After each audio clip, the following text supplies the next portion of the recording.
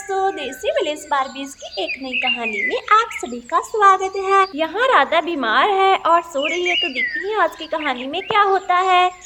अरे मेरी तबीयत बहुत ज्यादा बिगड़ रही है और ऊपर से चंदा दीदी भी गुस्सा होकर चली गई। पता नहीं अब कहाँ चली गई होंगी।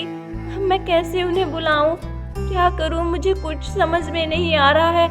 आखिर चंदा दीदी को ऐसा किसने बोल दिया जो इतना वो गुस्सा कर रही थी। चलो देखती हूँ, इंतजार करती हूँ श्याम जी आते हैं, उन्हें सब बताती हूँ।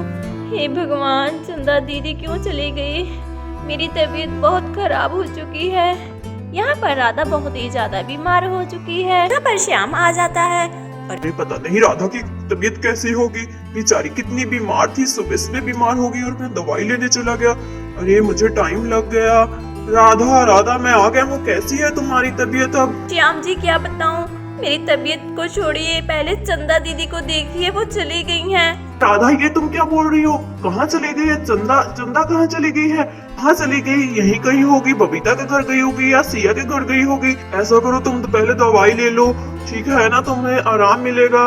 अरे श्याम जी मैं झूठ नहीं बोल रही हूँ, चंदा दीदी सच में गुस्सा होकर चली गई हैं। वो बोलती हैं कि मैं उनसे काम करवाती हूँ और खुद बीमारी का बहाना लगाकर लेटी हुई हूँ। आप ही बताइए मैंने क्या बीमारी का बहाना लगाया है। मेरी तो सच में तबीयत खराब थी ना, चंदा दीदी के उठने से पहले ही मेरी तबीयत खराब हो गई थी और तभी तो मैंने आपको दवाई लेने के लिए भेजा था। वो क्या है कि मैं खुद चल नहीं पा रही थी तो मैंने आपको भेज दिया और वो कह रही है कि मैं बीमारी का बहाना लगा रही हूँ। एक बार मुझसे तो बात करती, तुमने उन्हें बताया नहीं कि मैं दवाई लेने गया था। हाँ बताया था कि आप दवाई लेने के लिए गए हैं, लेकिन वो तो मेरी कोई बात सुनने को तैयार ही नहीं थी। ये आखिर चंदा गई कहाँ होगी, इतना गुस्सा। देखो मुझे लगता है उसके जरूर किसी ने कान भर दिए हैं, नहीं तो ऐसी तो नहीं थी चंदा। अरे राधा तुम फिक्र मत करो, ठीक है ना, कोई बात नहीं, चंदा आ जाएगी, यहीं कहीं बबीता के घर गई होगी, ठीक है। अरे पर ऐसा चंदा क्यों बोल रही है, कहीं ये बबीता ने उसके कान तो नहीं भर दिए। अरे मैं तो राधा के सामने बोल भी नहीं सकता, बबीता राधा की भी सहेली है, मुझे लगता है ये बबीता का ही काम है, वही दूसरों के घर को देख के खुश नहीं होती है।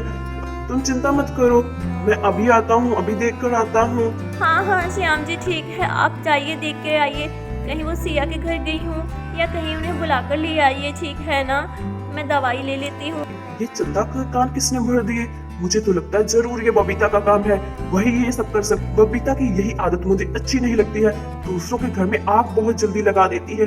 अरे उससे किसी की खुशियां देखी नहीं जाती क्या।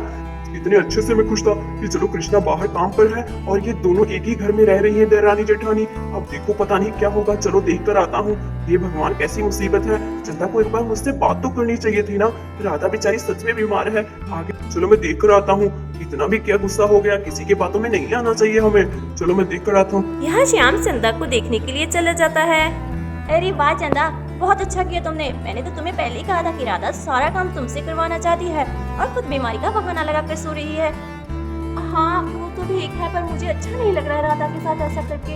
अरे तुम भी चंदा कितनी भोली हो, मैंने तुम्हें बताया ना राधा बहुत चालाक है, अब देखना उसे पता चलेगा। अरे चिंता मत करो, ठीक है ना, जितने दिन कृष्ण नहीं आता तब तक तुम मेरे घर पे रहो, ठीक है ना। मैं तुम्हें थोड़ा कुछ कह रही हूँ, देखो मैं तुम्हें अपनी बहन समझती हूँ, ये मुझसे तो तुम्हारा दर्द देखा नहीं गया था, इसीलिए मैंने बोला था। चलो चंदा तुम बैठो, मैं पानी लेकर आती हूँ, ठीक है ना। अरे वाह कितना मजा आता है, दूसरों के घर में आग लगाने में बहुत ही मजा आता है, मुझे तो बड़ी खुशी मिलती है। अरे चंदा तुम तो सच में बड़ी भोली हो, जो मेरी बातों में आ गई हो। तुम्हें क्या पता, अब मैं अपने सारे काम तुमसे करवाऊंगी और थोड़े दिन मैं भी आराम कर लूंगी। चलो अच्छा ही है। इसको क्या पता मेरी क्या चाल है, इसे मेरी चाल समझ में नहीं आएगी। चलो पानी लेकर जाती हूँ। मेरी समझ में तो कुछ नहीं आ रहा है, क्या सही है क्या गलत है। बबीता बोल रही है जो वो सच है या फिर जो राधा कह रही है, लेकिन जहाँ तक मैंने देखा है राधा ऐसी तो नहीं थी। अरे मुझसे कोई गलती तो नहीं हो गई ना, वो मेरे बच्चों का कितना ख्याल रखती है, मुझे कोई फिक्र नहीं होती है। और कृष्णा बाहर है और श्याम मेरे बच्चों का कितना ख्याल रखता है, मुझे भी कोई सामान की जरूरत होती है श्याम सभी सामान लेकर आता है। अरे मुझसे कोई गलती तो नहीं हो गई है, क्या करूं, मेरी समझ में कुछ नहीं आ रहा है। चंदा ये सब सोच रही होती है। चलो देखता हूँ चंदा यही होगी। अरे अरे ये तो सच में बबीता के घर ही बैठी हुई है। चलो बात करता हूँ इससे। आखिर इतना क्या गुस्सा आ गया चंदा को। अरे चंदा भाभी, आप यहाँ पर बैठी हुई हैं, आखिर क्या बात हो गई है, इतना क्या गुस्सा हो गया? आपने राधा ने तो आपको कभी कुछ नहीं कहा है भाभी, आप क्यों गुस्सा करके आ गई हैं? श्याम देखो, मैं कोई गुस्सा करके नहीं आई हूँ, जो सच है वही बोलकर आई हूँ, ठीक है ना। तुम्हें तो अपनी पत्नी का ही साथ देना होगा, तुम मेरा दर्द कहाँ समझोगे। श्याम, मुझे तुम लोगों के साथ नहीं रहना है, ठीक है ना। मैं अपने घर में ही रहूंगी। जब कृष्णा मेरा घर बनवा देगा तो मैं उसी घर में रहूंगी। तब तक मैं बबीता के घर में ही ठीक हूँ। बच्चों को भी मैं बुला लूंगी। अभी तो मैं वैसे ही बैठ गई थी आकर, थोड़ी देर में बच्चों को भी इधर ही ले आऊंगी। अरे भाभी, ऐसा कुछ भी नहीं है, मेरी बात को समझिए। राधा आपसे बहुत प्यार करती है और आपको बड़ी भाभी मानती है। भाभी सच बताना, आप किसकी बातों में आ गई हैं? मुझे तो लगता है ये बबीता का काम है। सही बोला ना मैंने? नहीं नहीं, बबीता ने तो मुझे कुछ नहीं कहा है। मुझे क्या दिखाई नहीं देता क्या मैं इतनी ही भोली हूँ? देखिए, मैं आपको बोल रहा हूँ कि आप भोली हैं। देखिए, मेरा शक तो बबीता पर जा रहा है। अरे ये श्याम कहाँ से आ गया बीच में? बड़ी मुश्किल से मैंने चंदा को अपनी बातों में उलझाया था और ये पता नहीं कहाँ से टपक आया। चलो जल्दी से जाती हूँ, कहीं बात बिगड़ ही ना जाए और मेरे किए किराए पर सब पानी फेर दे। इस श्याम को तो मैं बताती हूँ, रुको जरा। श्याम श्याम देखो, मेरी बात सुनो। जी बबीता जी, बोलिए। देखो श्याम, चंदा परेशान थी, ठीक है ना। वो परेशान होकर ही मेरे घर पे आई है। मैंने उससे कुछ नहीं बोला है, उससे पूछ लो। हाँ चंदा बताओ, मैंने तुम्हें क्या कहा है? हाँ हाँ बबीता, मैं तो बोल रही हूँ कि तुमने मुझे कुछ नहीं कहा है, मैं अपनी मर्जी से आई हूँ। हाँ तो पता चल गया ना, चंदा खुद अपने मुंह से कह रही है कि वो अपनी मर्जी से आई है। तुम्हें तो सिर्फ मेरा ही नाम आता है। कोई बात होगी बबीता ने कर दिया होगा, कोई बात होगी बबीता ने भटका दिया होगा। मैं इतनी बुरी नहीं हूँ, ठीक है ना। चंदा मेरी भी सहेली है और राधा भी मेरी सहेली है। मुझे किसी के घर में आग लगा कर क्या करना है? देखो श्याम, मैं अपनी मर्जी से आई हूँ, तुम चले जाओ यहाँ से।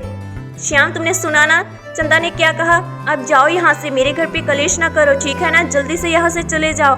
जाकर अपनी पत्नी को डॉक्टर को दिखाओ और उसे कहो कि अपने घर के सारे काम करे, ठीक है ना। चंदा तुम यहीं रहो, तुम्हें किसी की बात सुनने की जरूरत नहीं है। अरे बबीता जी, आपको क्या लगता है मुझे कुछ समझ में नहीं आता है? मुझे सब समझ में आता है कि आपने चंदा भाभी के कान भरे हैं।